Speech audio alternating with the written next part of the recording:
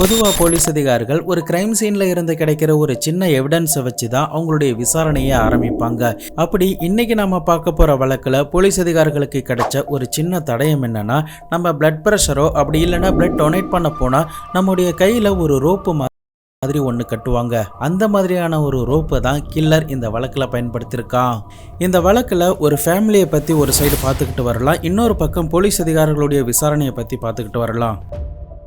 அது 1993 அமெரிக்காவில் இருக்கிற டெக்சாஸ் மாகாணத்தில் இருக்கிற ஹியூஸ்டன் அப்படின்ற பகுதி. இந்த பகுதியில் ஆண்டனி மற்றும் ஜீனா அப்படின்ற ஒரு தம்பதியினர் வாழ்ந்திருக்காங்க. இவர்களுக்கு ஆம்பர் மற்றும் டிஃப்னி அப்படின்ற 2 மகள்கள் இருக்காங்க. ஆண்டனி பற்றி சொல்லணும்னா, அவர் ஒரு இசைக்கலைஞர். லோக்கலில் இருக்கிற ஒரு ஜாஸ் பேண்டில் கலந்துக்கிட்டு அப்பப்போ இசை கச்சேரிகளில் கலந்துக்கிறது வழக்கம். அதே சமயம் லோக்கல் லேண்ட்லைன் கம்பெனியில் ஒரு ரிப்பேர்மேனாகவும் இவர் வேலை பார்த்துக்கிட்டு வராரு. கிடைக்கிற வருமானத்தில் தன்னுடைய மனைவி மற்றும் பிள்ளைகள் கூட ரொம்பவே சந்தோஷமாக தான் அவர் வாழ்ந்துக்கிட்டு வராரு. மறுபக்கம் கொஞ்ச நாட்கள் கழித்து இவருடைய மனைவிக்கும் இவருக்கும் பயங்கர சண்டைகள் ஏற்பட ஆரம்பிக்குது. அதற்கு காரணம், இவங்களுடைய மனைவிக்கு வேற ஒருத்தர் கூட அஃபேர் இருந்ததுனால 2 பேருக்குள்ளேயும் பயங்கரமான சண்டைகள் வெடிக்க ஆரம்பிக்குது. அந்த சமயத்தில் 2 பேருமே டிவோர்ஸ் அப்ளை பண்ணியிருந்திருக்காங்க. அதே சமயம் இந்த ஆண்டனியோடைய மனைவி குழந்தைகளை பார்த்துக்கக்கூடிய ஃபுல் கஸ்டடியும் நீயே எடுத்துக்கோ அப்படின்னு சொல்லிட்டு டிவோர்ஸ் கிடைச்சதுக்கு பிறகு வேற ஒரு பையனை திருமணம் பண்ணிக்கிட்டு அவங்க வேற இடத்துக்கும் போயிருந்திருக்காங்க. மறுபக்கம் ஆண்டனி தன்னுடைய மகள்களை தன்னுடைய வீட்டில் வளர்த்தபடியே அவங்களுக்கு தேவையான எல்லா விஷயங்களும் பண்ணியபடி ரொம்பவே ஃபன்னியா ஜாலியா அந்த பிள்ளைகள் கிட்ட நடந்து கொண்டு அவருடைய வாழ்க்கையை கடத்திக்கிட்டே போறாரு. அப்படி இருக்கிற சமயத்துல தான் அவர் வசிக்கிற பகுதியிலேயே 2 பெண்கள் கொடூரமான முறையில் ஒரு சீரியல் கில்லரா கொல்லப்பட்ட தகவல் எல்லாமே இவருக்கு தெரிஞ்சதும் தன்னுடைய மகளையும் ரொம்பவே பத்திரமா வளர்க்க ஆரம்பிக்கிறாரு. சரியா 1986 செப்டம்பர் மாதம் 26ஆம் தேதி ஆண்டனி தன்னுடைய மனைவியை டிவோர்ஸ் பண்றதுக்கு 7 வருடத்திற்கு முன்னாடி 16 வயது நேர்ந்த லௌரி ட்ரம்ப்லே அப்படின்ற ஒரு டீனேஜிகள் பள்ளிக்கூடம் செல்லும் போது காணாம போயிட்டா அப்படிங்கிற ஒரு தகவல் அந்த ஏரியாவில் ரொம்பவே பரவலாக பேசப்பட ஆரம்பிக்குது. தொடர்ந்து போலீஸ் அதிகாரிகள் கிட்ட பெற்றோர்கள் மிஸ்ஸிங் கம்ப்ளைண்ட்லாம் கொடுக்குறாங்க. போலீஸ் அதிகாரிகளும் பல்வேறு இடங்களில் தேடும்போது ஒரு ரெஸ்டாரண்ட்டுக்கு பின்னாடி இருக்கிற குப்பத்தொட்டி கிட்ட ஒரு அடையாளம் தெரியாத சடலம் கிடக்கிறதா போலீஸ் அதிகாரிகளுக்கு தகவல் கிடைச்சதும் அந்த இடத்துக்கு போயிட்டு செக் பண்ணி பார்க்கும்போது அது காணாம போன 14 வயது நேர்ந்த லௌரி அப்படிங்கிறதும் தெரிய வருது.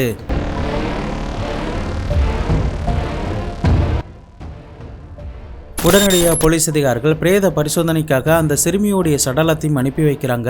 மருத்துவர்கள் பரிசோதனை பண்ணிட்டு அவங்களுடைய ரிப்போர்ட்ல என்ன தெரிவிக்கிறாங்கன்னா, இந்த பெண்ணுடைய கழுத்தெலும்பு உடைக்கப்பட்ட மாதிரி இருந்திருக்கு. கில்லர் கயிறை கொண்டு இந்த பெண்ணுடைய கழுத்தை இறுக்கியிருக்கணும் அப்படின்னும் இந்த பெண் பாலியல் பலாத்காரத்துக்கு உள்ளாக்கப்பட்டிருக்கா அப்படிங்கிற ஒரு தகவலையும் கொடுத்திருந்திருக்காங்க. பட் அந்த சமயத்தில் சிசிடிவி அப்படின்னு எதுவுமே இல்லாததுனால இந்த வழக்கை போலீஸ் அதிகாரிகள் மேற்கொண்டு விசாரணை பண்ணுவதற்கான எந்த ஒரு தடயமும் அவங்களுக்கு கிடைக்காமலே போகுது. மேற்கொண்டு அந்த சிறுமி கடத்தப்பட்ட போது யாருமே பார்க்கவே இல்லை. கில்லர் பக்காவா பிளான் பண்ணி ஸ்கெட்சு போட்டு அந்த சிறுமியை தூக்கியிருக்கான் அப்படிங்கிறது மட்டும் போலீஸ் அதிகாரிகளுக்கு நல்லாவே தெரியுது.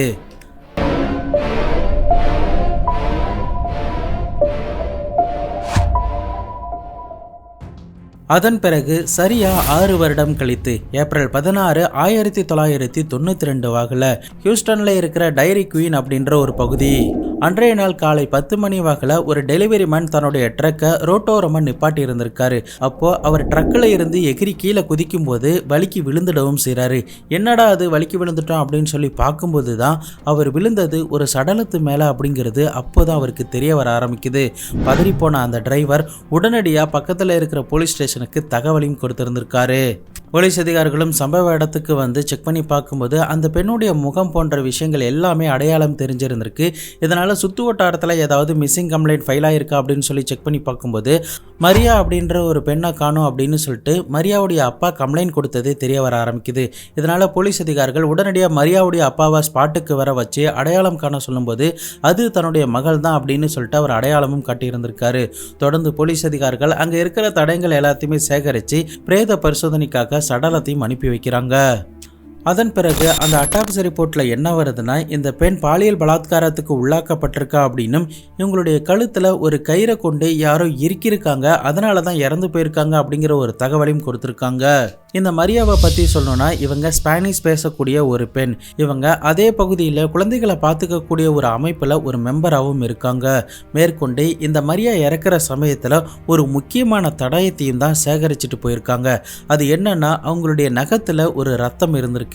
அதை செக் பண்ணி பார்க்கும்போது கூட அந்த ரத்த துகள்கள் இந்த பெண்ணுடைய ரத்தத்து கூட மேட்ச் ஆகாமலே இருக்கு. இதனால நம்ம இப்போதைக்கு ஸ்டோர் பண்ணி வைக்கலாம், டெக்னாலஜியும் இப்போதான் வளர்ந்துக்கிட்டு வரதுனால ஃபியூச்சரில் மேபி தேவைப்படலாம் அப்படின்னு சொல்லிட்டு அதை அவங்களுடைய லேப்ல ஸ்டோர் பண்ணி வைக்கிறாங்க. மேற்கொண்டு மரியா வழக்கிலையும் போலீஸ் அதிகாரிகளுக்கு வேற எந்த ஒரு தடயமும் கிடைக்கல. இதனால அந்த வழக்கும் அப்படியே கிடப்புல போட்டுடவும் செய்கிறாங்க. மறுபக்கம் மீடியாவில் ரொம்பவே பரவலாக பேசப்பட ஆரம்பிக்குது. அதே சமயம் உள்ளூரில் இருக்கிற மக்கள் எல்லாருமே ரொம்பவே பயப்பட ஆரம்பிக்கிறாங்க. ஏன்னா 2 கொலையும் ஒரே மாதிரி நடந்திருக்கிறதுனால ஏதாவது சீரியல் கில்லராக இருப்பானோ அப்படிங்கிற ஒரு பயம் நாளுக்கு நாள் அங்கே இருக்கிற பெண்கள் மத்தியில் மிகப்பெரிய ஒரு பீதியை கிளப்புனுச்சுன்னு தான் சொல்லணும். மறுபக்கம் ஆண்டனி தன்னுடைய 2 மகள்கள் கூட தனியாக தான் இருக்காரு. ஒருவேளை அவர் வெளியூர் போகணுன்னாலும் கூட தன்னுடைய மகள்களை வீட்டில் விட்டுட்டு தான் போகணும். இதை சீரியல் கில்லர் ஒருவேளை தெரிஞ்சுக்கிட்டா தன்னுடைய மகளுக்கும் ஏதாவது ஆயிடும் அப்படிங்கிற ஒரு பயமும் அவருக்குள்ள எழ ஆரம்பிக்குது. இதனால் அவருடைய வீட்டை ரொம்பவே பாதுகாப்பாக வச்சிருக்கணும் அப்படிங்கிறதுக்காக அந்த வீட்டுடைய ஜன்னல் அப்படின்னு சொல்லிட்டு எல்லாத்தையுமே ஸ்க்ரூ பண்ணி அடைச்சிடவும் செய்கிறாரு. மேற்கொண்டு இவரை தவிர யாருமே வீட்டுக்குள்ளே என்ட்ரி ஆகாத மாதிரியான ஒரு செட்டப்பை பண்ணிட்டு வெளியூருக்கு வேலைக்கு போறது, ரிட்டர்ன் வந்து தன்னுடைய பிள்ளைகளை பார்த்துக்கிறது அப்படின்னு சொல்லிட்டு அவருடைய நாட்களை கடத்திக்கிட்டே போறாரு.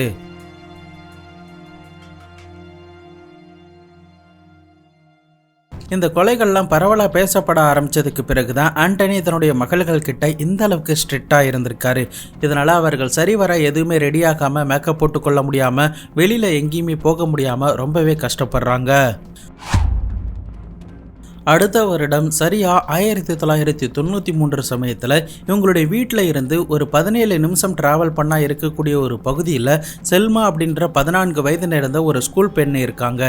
இந்த சிறுமி ஸ்கூலுக்கு போயிட்டு ரிட்டர்ன் வீட்டுக்கு வந்த சமயத்தில் ஒரு மாஸ்க் அணிந்த நிலையில் ஒருத்தனை இவங்க பார்த்துருக்காங்க. அப்போ அவனுடைய கையில் ஒரு கத்தியெல்லாம் இருந்துச்சு. அதனால என்னுடைய வாயை பற்றி டேப்லாம் கட்டிட்டான். அது கூடவே அவனுடைய கையில் 2 குச்சியால் கட்டப்பட்ட ரோப்பும் வச்சிருந்தான்.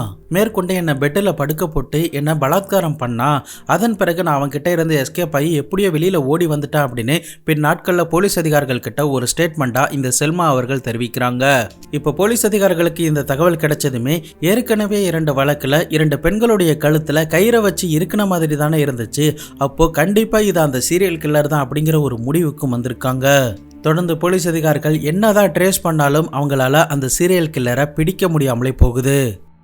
அதன் பிறகு அடுத்த வருடம், அதாவது இந்த செல்மாவுக்கு நடந்த அடுத்த வருடத்திலேயே ஆகஸ்ட் 7, 1994 போது 9 வயது நடந்த டயானா அப்படின்ற ஒரு சிறுமியா அவங்களுடைய அம்மா சுகர் வாங்குறதுக்காக பக்கத்தில் இருக்கிற கடைக்கு அனுப்பியிருந்திருக்காங்க.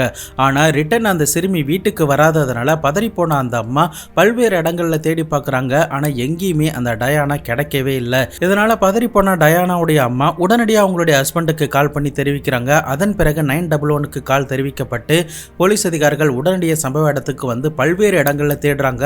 மேற்கொண்டு ஹெலிகாப்டர் வச்சுலாம் தேடி பார்த்துருக்காங்க. ஆனால் எங்கேயுமே டயானா கிடைக்கவே இல்லை. நள்ளிரவு முழுக்க தேடுறாங்க. ஆனால் எங்கேயுமே கிடைக்காததுனால தான் அப்போ ஒரு போலீஸ் அதிகாரி என்ன நினைக்கிறாருன்னா, இதுக்கு முன்னாடி ஏற்கனவே காணாமல் போன சிறுமிகள் எல்லாருமே கடத்தப்பட்டு கொலை செய்யப்பட்டு குப்பைத்தொட்டி கிட்ட தான் கிடந்தாங்க. அதனால இந்த டயானாவும் ஏதாவது ஒரு குப்பைத்தொட்டி பக்கத்தில் தான் கிடக்கணும் அப்படின்னு சொல்லிட்டு அந்த ஏரியாவில் இருக்கிற பல்வேறு குப்பைத்தொட்டிகள் கிட்டலாம் போயிட்டு செக் பண்ணியிருந்திருக்காங்க. அப்படி செக் பண்ணும்போது தான் ஒரு பாழடைந்த கிடங்குக்கு பக்கத்தில் இருக்கிற ஒரு குப்பைத்தொட்டி கிட்ட இந்த டயானாவுடைய சடலத்தை போலீஸ் அதிகாரிகள் நள்ளிரவு 2:30 மணிக்கு மேலே கண்டுபிடிக்கிறாங்க. இந்த டயானாவுடைய இறப்பும் இதுக்கு முன்னாடி நடந்த 3 பேருடைய இறப்பும் எப்படி இருந்துச்சோ அப்படியே பர்ஃபெக்டா ஒத்து போயிருந்திருக்கு. ஆக மொத்தம் இதையும் அந்த சீரியல் கில்லர் தான் பண்ணா அப்படிங்கிறத போலீஸ் அதிகாரிகள் உறுதிப்படுத்துறாங்க. மேற்கொண்டு டயானாவுக்கு முன்னாடி இறந்து போன மரியாவுடைய வீடும் டயானாவுடைய வீடும் 7 நிமிடம் நடந்து போனா எந்த அளவுக்கு தூரம் இருக்குமோ அந்த அளவுக்கு தான் இருந்திருக்கு. ஆக மொத்தம் சீரியல் கில்லர் அதே ஏரியாவில் இருந்து கொண்டு தான் இது எல்லாத்தையுமே பண்றான் அப்படிங்கிறது மட்டும் அங்க இருக்கிற மக்கள் கிட்ட ரொம்பவே பரவலா பேசப்படுது. மறுபக்கம் ஆண்டனி தன்னுடைய 2 மகள்கள் கிட்டையும் ரொம்பவே ஸ்ட்ரிக்ட் ஆகிக்கிட்டே போறாரு. மேற்கொண்டு யாரையுமே வெளியில விடல, ஸ்கூலுக்கு கூட விடாமலே இருக்காரு. வீக்கெண்ட் ஆனா மட்டும்தான் தன்னுடைய 2 மகள்கள் கூட அவர் விளையாடுறாரு. மற்றபடி அந்த மகள்களுக்கு ரொம்பவே போர் அடிச்சு எங்கேயுமே போக முடியாத ஒரு சுச்சுவேஷன்ல ஒரு அடிமை மாதிரி தான் அந்த வீட்டில் வளர்க்கப்பட ஆரம்பிக்கிறாங்க. எப்போதுமே இந்த ஆண்டனி தன்னுடைய பெரிய மகளுக்கு மட்டும் சூடான சாக்லேட்டை கொடுக்கறது வழக்கம். ஆனா ரொம்ப நாட்கள் கழித்து டிஃப்னி, அதாவது அவருடைய 2வது மகளுக்கு அந்த சூடான சாக்லேட்டை கொடுத்திருந்திருக்காரு. இந்த சூடான சாக்லேட் கொடுத்ததுமே டிஃப்னி ரொம்பவே ஆச்சரியப்பட்டிருந்திருக்கா. ஏன்னா அவளுக்கு ரொம்பவே பிடிக்கும். நிறைய நாட்கள் கொடுக்காம அவங்கள தடுத்துக்கிட்டே இருந்திருக்காங்க. அதே சமயம் தன்னுடைய அக்காவுக்கு இருக்கிற ஹாட் சாக்லேட்டை சாப்பிடலாம் அப்படின்னு சொல்லிட்டு ட்ரை பண்ணும்போது அவங்களுடைய அக்காவும் நீ இதெல்லாம் சாப்பிடக்கூடாது அப்படின்னு அடிக்கடி தடுத்ததாகவும் நாட்கள் ஒரு பேட்டியில் சொல்லியிருக்காங்க. மறுபக்கம் டிஃப்னி தனக்கு 10 வயது இருக்கிற சமயத்தில் தான் அந்த ஹாட் காஃபியை நான் குடித்தேன். அதன் பிறகு அன்றைய நாள் இரவு என்ன நடந்துச்சு அப்படிங்கிறது எனக்கு எதுவுமே தெரியாது. இப்படியே தொடர்ந்து அதை நான் எப்பெல்லாம் சாப்பிட்றேனோ அப்பெல்லாம் அன்றைய நாள் இரவு என்ன நடக்குது அப்படிங்கிறது எனக்கு தெரியாது. அப்போதான் ட்ரக்ஸ் கலக்கப்பட்ட ஒரு சாக்லேட் ஷேக் எனக்கு கொடுக்கப்பட்டிருக்கு அப்படிங்கிறது எனக்கு தெரிஞ்சிச்சு. ஒரு நாள் நள்ளிரவு வாக்கில் என்னுடைய போதை தெளிந்ததுக்கு பிறகு கண்முழிச்சு பார்த்தேன். அப்போ எனக்கு பக்கத்தில் என்னுடைய அப்பா படுத்திருந்தாரு. அதன் பிறகு நல்லா உத்து பார்க்கும்போது தான் என்னுடைய உடம்புல எந்த ஒரு ட்ரெஸ்ஸுமே இல்லை அப்படிங்கிறது எனக்கு அப்போதான் தெரிய வந்துச்சு. மேற்கொண்டு தாங்கிட்ட இவர் தவறா நடந்துக்கிறாரு அப்படிங்கிற ஒரு விஷயமும் எனக்கு அப்போதான் தெரிய வந்துச்சு. ஆனா இதை பத்தி என்னுடைய அக்கா கிட்டையும் நான் சொல்லவே இல்லை. ஏன்னா அவளுக்கும் இதே மாதிரி ஹாட் சாக்லேட் கொடுக்குற சமயத்துலலாம் இது எல்லாமே நடந்திருக்கு. ஆனா அவ என்கிட்ட எதையுமே அவ தெரிவிக்காமலே இருந்திருக்கா. மேற்கொண்டு நான் அவளுக்கு கொடுக்கப்படுற அந்த ஹாட் சாக்லேட்டை சாப்பிட ட்ரை பண்ணும்போதெல்லாம் என்னை தட்டி விட்டுக்கிட்டே இருப்பா. அது எல்லாமே எனக்கு இப்போதான் புரிஞ்சுது அப்படின்னு பின் நாட்கள்ல ஒரு பேட்டியில டிஃப்னி சொல்றாங்க. நாட்கள் ஆக ஆக டிஃப்னியும் அவங்களுடைய அக்காவும் வளர வளர அவங்களுக்கு என்ன சித்திரவதைகள் நடக்குது, என்ன மாதிரியான கொடுமைகள் நடக்குது எல்லாமே அவங்களுக்கு தெரிய வர ஆரம்பிக்குது. மேற்கொண்டு அவங்க வெளியிலே போக முடியாது, வெளியில என்ன நடக்குது அப்படிங்கிறது எதுவுமே தெரியாது. அதற்கு காரணம் என்னன்னா, எப்பெல்லாம் ஆண்டனி வீட்டில் இருக்கானோ அப்போ மட்டும்தான் அந்த வீட்டில் தண்ணி வரும், கரண்ட் வரும். மற்ற சமயங்களில் எதுவுமே இல்லாத அளவுக்கு ஒரு இருட்டு அறையில தான் அவங்களுடைய மகள்களை அடைச்சி வச்சுட்டு இவன் வெளியில போயிட்டு வரதா வழக்கமாகவும் வச்சிருக்கான். இந்த சித்திரவதை ஒரு பக்கம் நடந்துகிட்டு இருக்கு. மறுபக்கம் அந்த சீரியல் கில்லருக்கு உண்டான வழக்குகள் எல்லாத்தையுமே போலீஸ் அதிகாரிகள் விசாரிச்சுக்கிட்டே வராங்க. அப்படி விசாரிச்சுக்கிட்டு வர சமயத்துல தான் சரியா 1995 ஜூலை மாதம் 14ஆம் தேதி பார்பரா அப்படின்ற ஒரு லோக்கல் நியூஸ் சேனலோடைய எடிட்டருக்கு ஒரு மர்மமான ஒரு ஃபோன் கால் ஒன்று வந்திருக்கு. அந்த ஃபோன் காலில் ஒரு நபர் என்ன தெரிவிக்கிறாருன்னா, 16 வயது இருந்த டானா அப்படின்ற ஒரு பெண்ணை காணும் அப்படின்னு சொல்லிட்டு அந்த டானாவுடைய அப்பா அம்மா போலீஸ் ஸ்டேஷனில் ஒரு கம்ப்ளைண்ட் கொடுத்தாங்க. ஆனால் போலீஸ் அதிகாரிகள் அதை பெருசாக எடுத்துக்கல. டானா ஒரு இடத்துல இறந்து கிடக்கிறா, நான் அவளுடைய சடலத்தை கண்டுபிடிச்சிட்டேன், நீங்கள் ஏதாவது ஹெல்ப் பண்ண முடியுமா அப்படின்னு சொல்லி அந்த மர்ம நபர் கேட்டிருந்திருக்கான். உடனடியாக அந்த நியூஸ் சேனல் எடிட்டரான பார்பரா அப்படின்ற அந்த பெண்மணி தொடர்ந்து அவங்ககிட்ட பேசிக்கிட்டே இருக்காங்க. என்ன நடந்துச்சு, நீங்கள் எப்படி பார்த்தீங்க, நீங்கள் எப்படி கண்டுபிடிச்சிங்க அப்படிங்கிற முதற்கொண்டு எல்லாத்தையுமே டீட்டெயிலாக கேட்கும்போது இறுதியாக இந்த கொலையை நீங்க தான் பண்ணியிருக்கீங்க அப்படின்னு அவங்க சொல்லும்போது உடனடியாக அந்த மர்ம நபர் ஃபோன் காலை கட் பண்ணிட்டு அங்கே இருந்து எஸ்கேப் ஆகியிருந்திருக்கான். உடனடியாக போலீஸ் அதிகாரிகளுக்கும் தகவல் கொடுக்கப்படுது. போலீஸ் அதிகாரிகள் சம்பவ இடத்துக்கு போயிட்டு பார்த்துருந்துருக்காங்க. அப்போ அந்த மர்ம நபர் சொன்ன மாதிரியே டானா அப்படின்ற 16 வயது இருந்த பெண் முகம் எதுவுமே அடையாளம் தெரியாத அளவுக்கு அந்த இடத்துல இறந்து கிடக்குறாங்க. மேற்கொண்டு இந்த இடத்துல போலீஸ் அதிகாரிகளுக்கு 2 தடயங்கள் கிடைச்சிருக்கு. அது என்னன்னா, டானாவுடைய கையில 3 ரிங்கு இருந்திருக்கு. அதே சமயம் டானாவுடைய சடலத்துக்கு பக்கத்துல 2 குச்சியால கட்டப்பட்ட ரோப் ஒன்று இருந்திருக்கு. ஏற்கனவே உள்ள வழக்குகள் எல்லாத்துலயுமே கில்லர் இந்த மாதிரியான டெக்னிக்கை தானே பயன்படுத்துறான் அப்படிங்கிறது போலீஸ் அதிகாரிகளுக்கு நல்லாவே தெரியுது. மேற்கொண்டு பிரேத பரிசோதனை அறிக்கையிலும் என்ன தெரிய வருதுன்னா, இந்த டானா இறந்து 1 வாரம் கிட்ட ஆகுது அப்படின்னும், ஏற்கனவே 1 வாரத்துக்கு முன்னாடி இந்த சடலம் புதைக்கப்பட்டிருப்பதாகவும் அதன் பிறகுதான் எடுத்து வெளியில போட்டிருக்காங்க அப்படிங்கிற ஒரு தகவலும் போலீஸ் அதிகாரிகளுக்கு தெரிய வருது.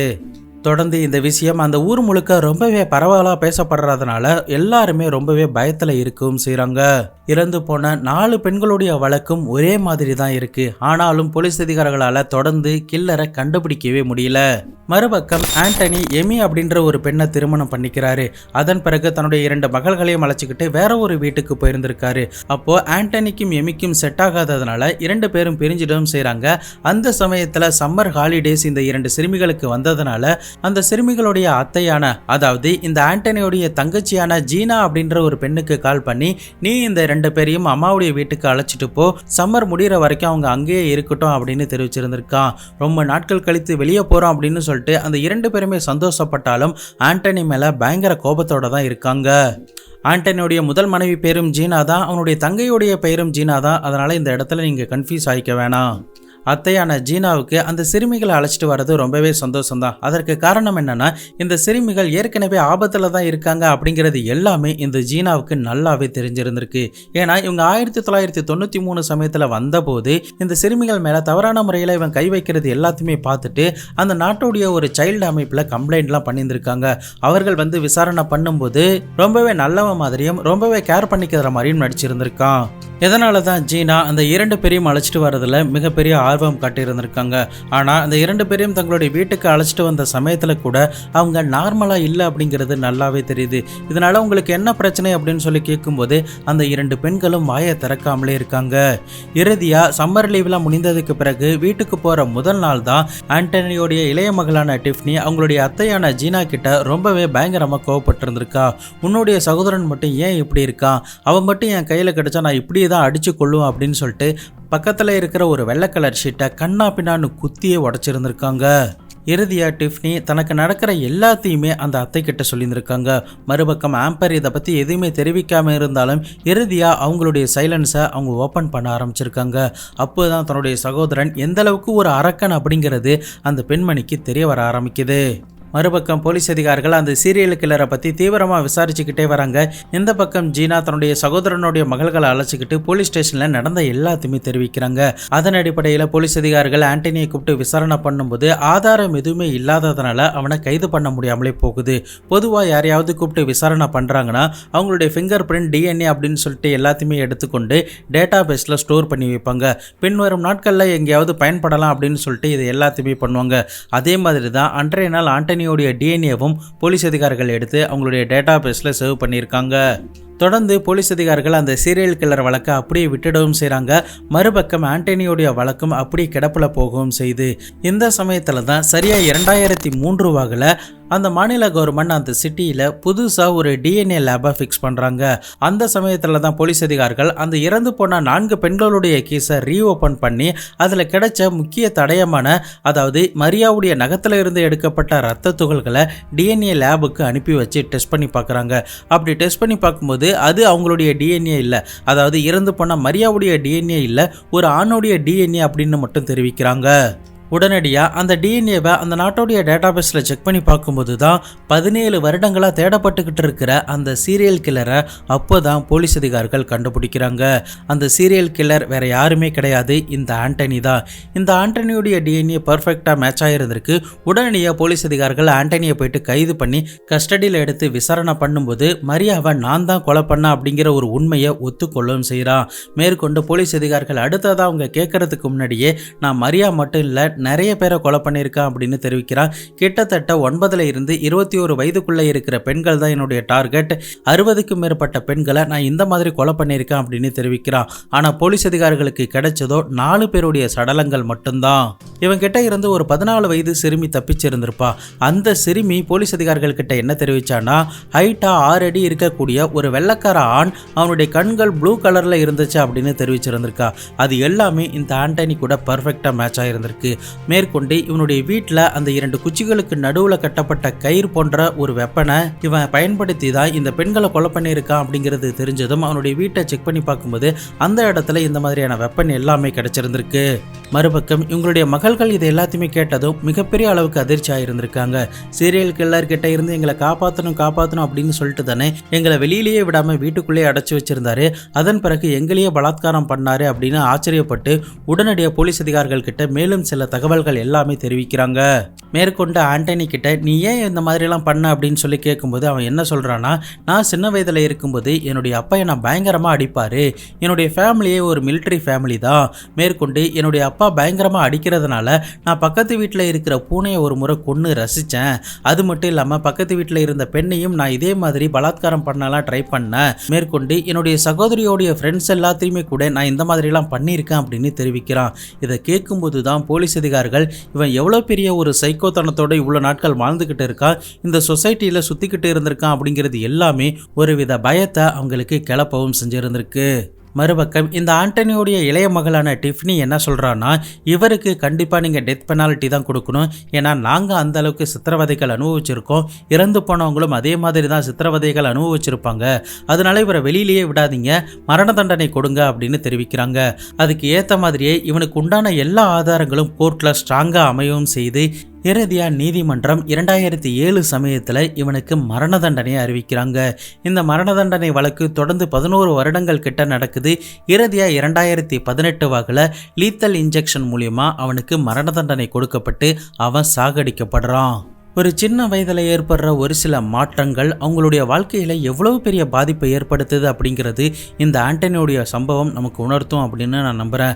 ஒவ்வொரு பெற்றோர்களும் தங்களுடைய பிள்ளைகளை கண்டிப்பாக அடித்து வளங்க. அதே சமயம் அடிக்கிறத மட்டுமே வேலையாக வச்சுக்காம வெறுப்பை மட்டும் காட்டிக்கிட்டே வராமல் அடித்ததும் உடனே அன்பாக பேசி அவங்கக்கிட்ட சமாதானமாகுங்க. அப்போ தான் அவங்கக்கிட்ட எந்த ஒரு ஒளிவு மறைவுமே இல்லாமல் தங்களுடைய பிள்ளைகள் நல்ல விதமாக இந்த சமூகத்தில் வளருவாங்க.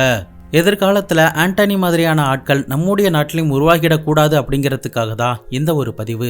ஆண்டனியோடைய மூத்த மகளான ஆம்பர் திருமணம் பண்ணிக்கொண்டு ரொம்பவே சந்தோஷமா அமெரிக்காவில் வாழ்ந்துக்கிட்டு இருக்காங்க. ஆண்டனியோடைய இரண்டாவது மகளான டிஃப்னி டெக்சாஸ் போலீஸ் டிபார்ட்மெண்ட்ல ஜாயின் பண்ணி தற்போதைக்கு வேலை பார்த்துக்கிட்டும் இருக்காங்க. சொந்த அப்பாவாலேயே இந்த மாதிரியான சித்திரவதைகள்லாம் அனுபவிக்கும் போது அந்த சிறுமிகள் எந்த அளவுக்கு வேதனைப்பட்டிருப்பாங்க அப்படிங்கிறத வார்த்தைகளால் சொல்லவே முடியாது. நீங்கள் ஆண்டனியை பற்றி என்ன நினைக்கிறீங்க அப்படிங்கிறத மறக்காம கமெண்ட் பாக்ஸில் சொல்லுங்கள். இதே மாதிரியான ஆட்கள் உருவாகாமல் இருக்கிறதுக்கு என்னென்னலாம் பண்ணணும் அப்படிங்கிறதையும் மறக்காமல் கமெண்ட் பாக்ஸில் சொல்லுங்கள். இந்த வீடியோ பிடிச்சா மறக்காமல் லைக் பண்ணி உங்களுடைய நண்பர்களுக்கும் ஷேர் பண்ணி விடுங்க. நம்ம சேனலுக்காக உருவாக்கப்பட்ட இன்ஸ்டாகிராம், டெலிகிராம்லையும் ஃபாலோ பண்ணிக்கோங்க. நாளை மறுநாள் வேற ஒரு கிரைம் கேஸோட வேற ஒரு வீடியோவில் உங்களை வந்து சந்திக்கிறேன். அது வரைக்கும் உங்களிடமிருந்து விடைபெறுவது உங்கள் பாபு சங்கர்.